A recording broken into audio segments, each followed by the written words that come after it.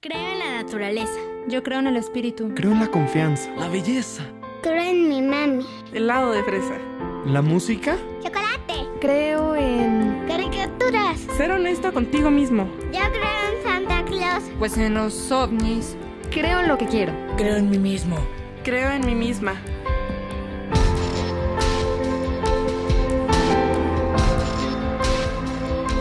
Creo en la paz.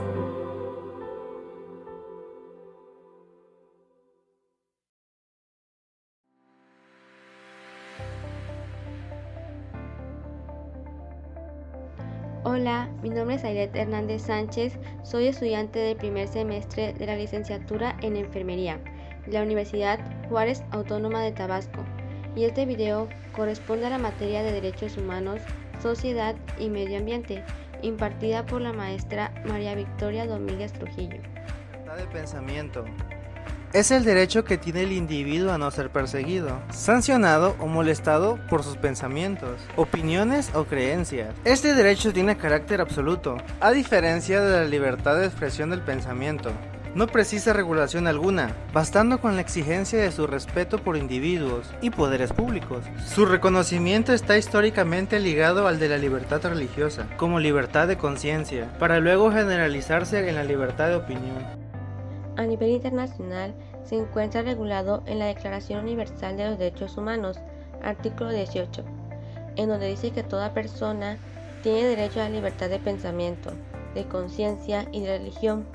Este derecho incluye la libertad de cambiar de religión o de creencia, así como la libertad de manifestar su religión o su creencia individual y colectivamente, tanto en público como en privado, por la enseñanza, la práctica, el culto y la observancia. A nivel nacional, está regulado en la Constitución Política de los Estados Unidos Mexicanos, en el artículo 24, donde dice que toda persona tiene derecho a la libertad de convicciones éticas, de conciencia y religión, y a tener o adoptar en su caso la de su agrado. Esta libertad incluye el derecho de participar individual o colectivamente, tanto en público como en privado, en las ceremonias, devociones o actos de culto respectivo, siempre que no constituyan un delito o falta penados por la ley.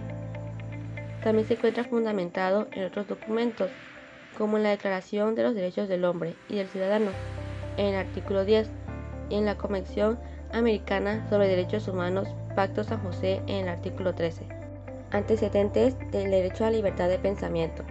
La libertad de pensamiento tuvo su origen en la Revolución Francesa, gracias a la cual se produjeron importantes cambios, no solo en Francia, sino para Europa y otros países del mundo, en donde se desataron conflictos sociales, ya que al principio del siglo XX la religión oficial era la católica.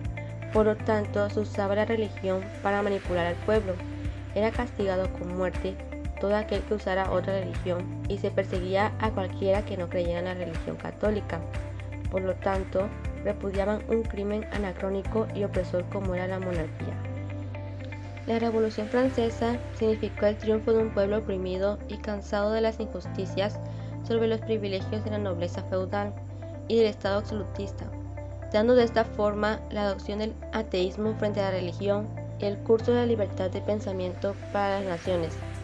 Esto debido a que en Francia, el 26 de agosto de 1789, la Asamblea Constituyente aprobó el documento burgués, Declaración de los Derechos del Hombre y del Ciudadano, en donde está regulado este derecho en el artículo 10.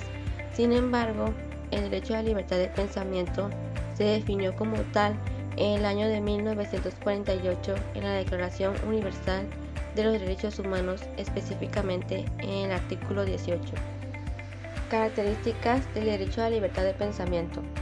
La libertad de pensamiento es un derecho que todos deberían exigir, y no debe ser aceptado la persecución ni ejecución de aquellas personas que pertenezcan a un religioso o que posean distintas creencias. Las organizaciones son las encargadas de velar por el cumplimiento de ese derecho, por lo tanto, aplican sanciones económicas a aquellas personas o países que privan a las personas de ejercer este derecho. ¿Cuáles son los límites de la libertad del pensamiento? Es libre la emisión del pensamiento por cualquier medio de difusión, sin censura ni licencia previa. Por lo tanto, este derecho constitucional no podrá ser restringido por la ley, o disposición gubernamental alguna. Sin embargo, quien uso de esta libertad falta respeto a la vida privada o a la moral e incita a la violencia o discriminación, será responsable conforme a la ley. Funciones básicas del derecho a la libertad de pensamiento. Son tres funciones principales. La primera es proteger al ciudadano frente al poder y frente a los demás.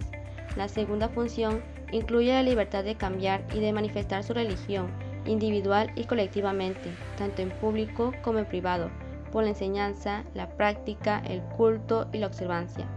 Y por último, trata de formar una opinión libre en los individuos y que desarrollen sus propias ideas sin ser perturbado por ello. Acciones que pueden violentar el derecho de libertad de pensamiento. 1. Censurar información por motivos religiosos, como piezas de arte, cine o música. 2. Crímenes de opinión. 3. Sometimiento a algún tratamiento médico de manera forzosa, como infusiones de sangre, colocación o uso de métodos anticonceptivos que no sean compatibles con su religión. 4. Participar de manera forzosa en actos cívicos, como por ejemplo saludar a la bandera. 5. Prohibición de atuendos dentro del trabajo o escuela o lugares públicos. 6. Obligar a una persona a participar en festividades o eventos que no forman parte de sus creencias y religiones. Medidas para garantizar el derecho a la libertad de pensamiento. 1. Garantizar el principio de no discriminación. 2. Crear una mesa de diálogo interreligioso.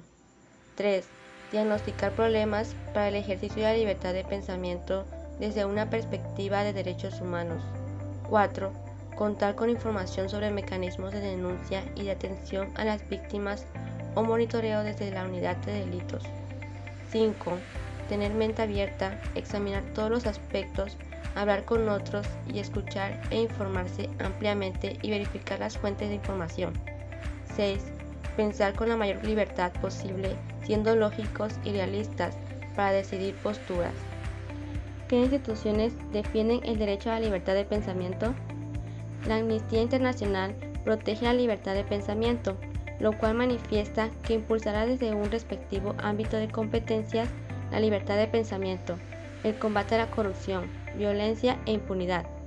Por otra parte, la CNDH es un organismo que cuenta con un área específica que atiende los casos donde se viola este derecho y resalta que las agresiones no deben quedar impunes. ¿A dónde acudir si se viola este derecho? Deben dirigirse a denunciar ante el Ministerio Público en una dependencia llamada Unidad de Atención a la Víctima. Allí será atendido por un funcionario que le recibirá la denuncia, le tomará sus datos y en un tiempo prudencial se indicará al fiscal que atenderá su caso. ¿En qué regiones este derecho es más vulnerado? En la República Centroafricana, Corea del Norte, Siria, Afganistán y Pakistán, debido a que son países donde el tipo de gobierno no ayuda, sino todo lo contrario, vulnera los derechos, entre ellos el derecho a la libertad de pensamiento, donde estas violaciones se han cometido con total impunidad.